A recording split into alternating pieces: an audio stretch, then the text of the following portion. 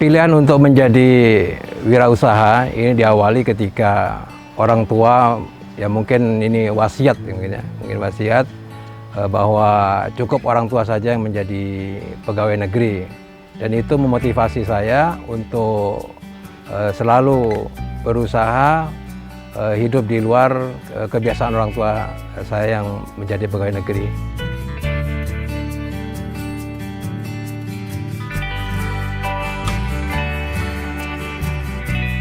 Assalamualaikum warahmatullahi wabarakatuh. Saya Mahmud Yunus.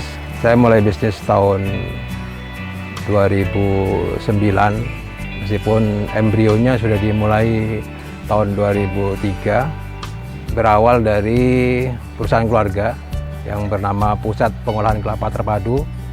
Kemudian masing-masing dikembangkan di beberapa unit usaha, yaitu minyak kelapa, kemudian pelatihan yang berhubungan dengan kelapa, kemudian industri sabut kelapa.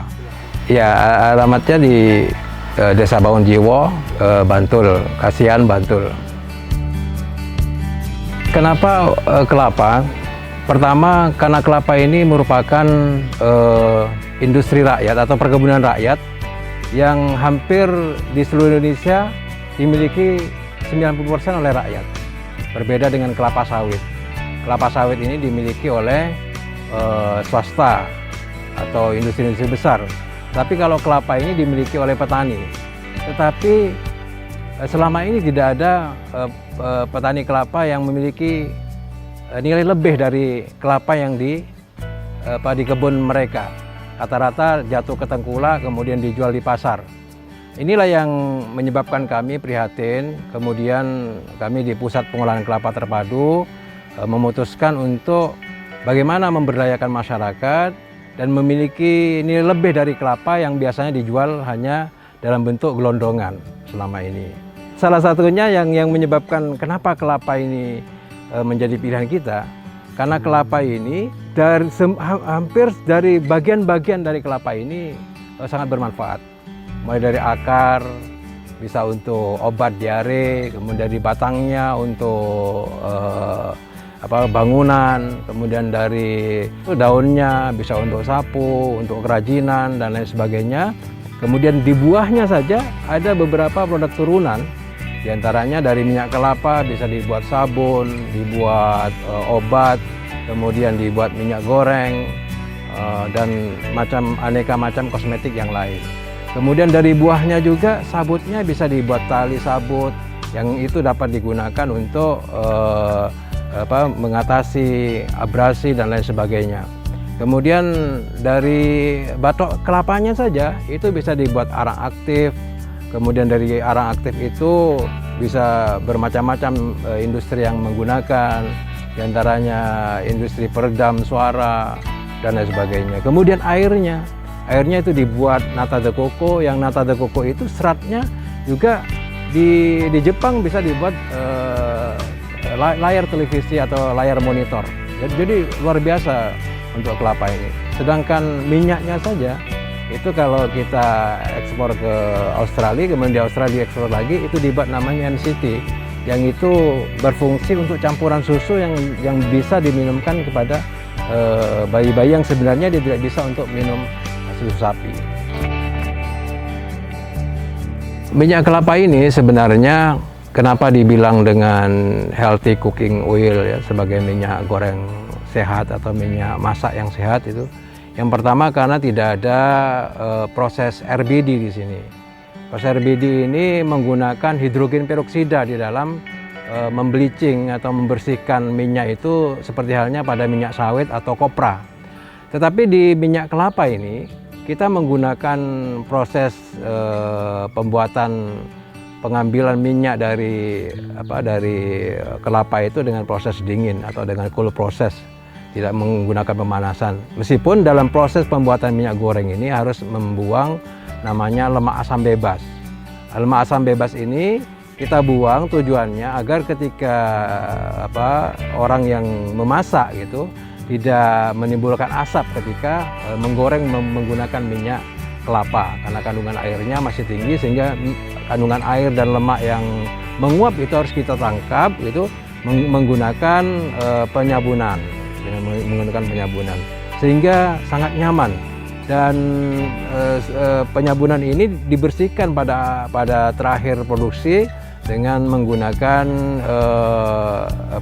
iod bleaching atau natural bleaching, yaitu menggunakan satu jenis tanah tertentu yang itu untuk membersihkan zat-zat kimia yang masih tertempel di dalam minyak kelapa itu, sehingga betul-betul menjadi minyak yang murni, yang natural, dan itu bersih dari bahan kimia apapun.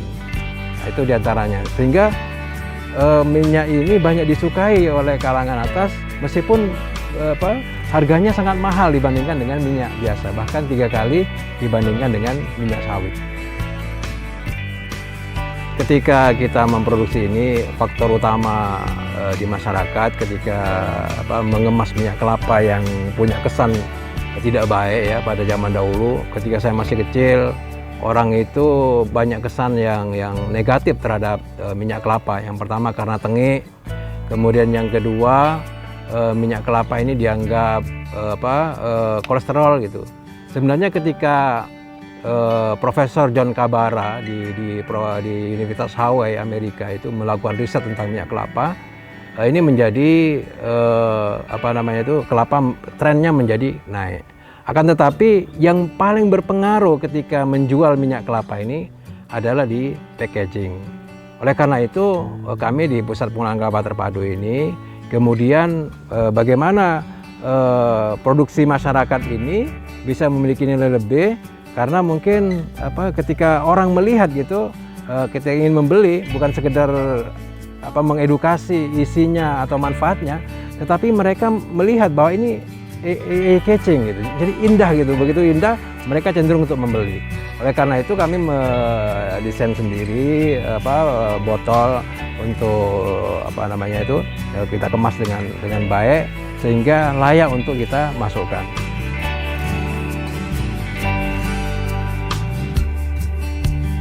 Pilihan untuk menjadi wirausaha ini diawali ketika orang tua, ya mungkin ini wasiat, mungkin wasiat bahwa cukup orang tua saja yang menjadi pegawai negeri, dan itu memotivasi saya untuk selalu berusaha hidup di luar kebiasaan orang tua saya yang menjadi pegawai negeri. Kemudian yang kedua, termotivasi oleh guru saya, Ustadz Jindar Tamimi. Beliau memberikan motivasi ketika saya masih di pesantren Madrasah Ma'alimin Muhammadiyah untuk menjadi wirasastawan. Karena untuk menjadi seorang dai atau orang yang mengabdikan diri untuk dakwah itu harus memiliki kebebasan di dalam kehidupannya, diantaranya dengan berwirausaha. Itu diantaranya motivasi saya, sehingga terus itu terngiang, sehingga kami tidak ada keinginan untuk menjadi pegawai, sama sekali tidak ada keinginan untuk pegawai. Bahkan tahun ketika Pak Amidan di Kemenak itu menawarkan saya untuk masuk menjadi pegawai negeri, saya tidak ada keinginan sama sekali. Kemudian saya memutuskan untuk menolak tawaran itu dan memutuskan untuk menjadi wirausahawan. Perjalanan bisnis sampai saat ini sebenarnya tidak berjalan begitu saja dengan mulus, misalnya seperti mungkin yang orang-orang lihat pada saat ini kesuksesan yang saya dapatkan gitu. Dalam perjalanannya menuju apa yang saya capai saat ini di beberapa waktu ketika kita punya keinginan untuk mengembangkan ini, tergiur dengan bisnis di luar bisnis yang saya kerjakan, sehingga sempat beberapa kali ketika saya investasi di luar core bisnis saya di minyak kelapa ini, kemudian saya tertipu gitu. Dan angkanya itu sangat besar sekali itu, hampir 2M, yang harusnya saya sudah bisa membangun pabrik kosmetik yang besar, tapi karena tergiur itu sehingga modal yang saya kumpulkan dari awal itu kemudian hancur gitu. Ini mungkin pelajaran buat saya, kemudian mulai mengevaluasi untuk menata kembali, sehingga mulai tahun 2009, 2010 kemudian kita menata ulang perusahaan ini, kemudian manajemennya, kemudian memisahkan antara keuangan keluarga dan keuangan perusahaan. Ya, alhamdulillah mulai bangkit lagi dan saya bisa membangun pabrik minyak kelapa ini. Saya menyampaikan ke karyawan saya tidak merasa bahwa mereka menjadi karyawan gitu dalam tanda kutip ya. Mereka seperti anak-anak saya. Kemudian di sini saya tekankan kepada mereka, adik-adik saya itu yang bekerja bersama saya, bahwa di perusahaan kami ini mereka belajar. Kemudian yang kedua mereka mengaji gitu.